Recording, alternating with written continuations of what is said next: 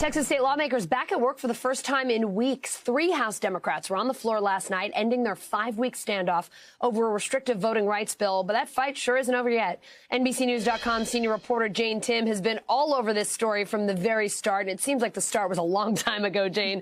We know more than 50 House Democrats left the state over a month ago. They were lobbying in Washington. 3 of them broke ranks, and they're now back in Austin. Why now? And what are you hearing from the rest of the Democratic caucus?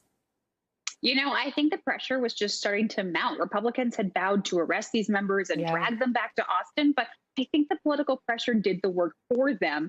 I think that with COVID surging, the governor getting testing positive for COVID-19, Delta filling up Texas hospitals, they said, I think it was just the work was just mounting up. They had to get back to work. The rest of the caucus, not so happy. They've put out some statements. They're pretty annoyed. Let's just put it that way. There was one member who tweeted yesterday, they could have told them. These are members who have been talking nonstop.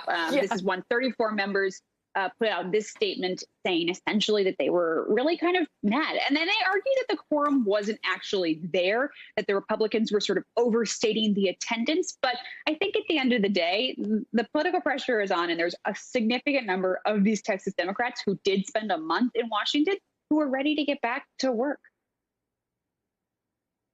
But I mean, you could have told us. I do see their point there just a little bit, right? Jane, let's talk more about the Democrats who haven't returned. Anyone still in D.C.? What's their plan? What's the update there?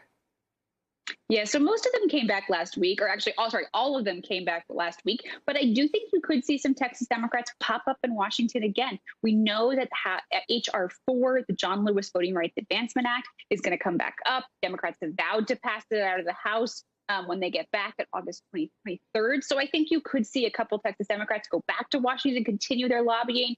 I don't see a plane filling up and going back with the full group.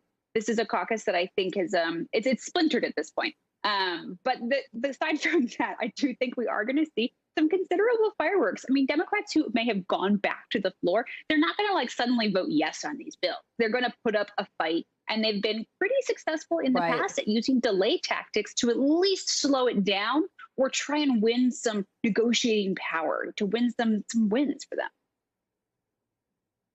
Yeah, they got some good moves. They've certainly been showing them to us all summer long. They know how to slow things down here. Am I correct in that there's a hearing Monday in the House on the voting bill? What are you expecting there? Yeah, so they initially scheduled it for tomorrow before moving it to Monday. Not sure what is happening behind the scenes, but I think we'll find out on Monday. I do know that COVID is a consideration here, though. So usually these hearings, and we've had what feels like a half dozen of these really intense, big public hearings on bills like this already this year. And usually they have hundreds of people sign up to testify in person. But the Texas House does not have a mask mandate. And I think there's some genuine concern that they don't want to flood this legislature full of people who could get infected. We even know there's COVID positive members in the Texas House who go to work and sit in a quarantine chamber, is what they call it, and vote from the sidelines because they need to have all their members in the House to keep this very slim quorum. But there's definitely some concerns. So I think some of these activism events are going to be outside. I know there's a honk for voting rights protest planned Monday morning. We'll see quite some noise for reporters who are outside the legislature. Oh, yeah. Honk for voting rights. We know you'll have that and much more next week. Jane, in the meantime, have a great weekend. You too, Allison.